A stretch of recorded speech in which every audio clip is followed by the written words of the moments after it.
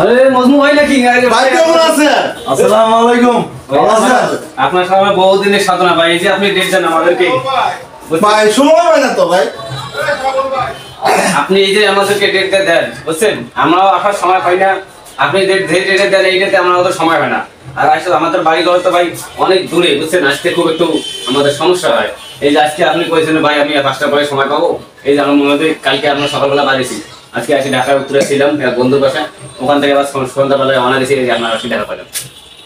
অনেক দূর দূরান্ত থেকে আসছেন। কোন জেলাতে আসছেন ভাইয়া? ওই আমাদের জেলা বহু দূর, নামমনিরহাট, পাটগ্রাম, বুড়িমারি।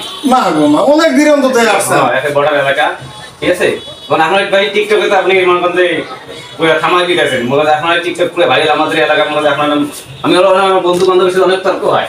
আমি বলছি যে আমি এই ভাইয়ের কাছে যাবো, আমার তোকে তুই যাইতেই পারবি, অবশ্যই আমি একদিন যাবো ভাই, যদি আমার প্রতি আমার সাপোর্ট করে আমি অবশ্যই যাবো।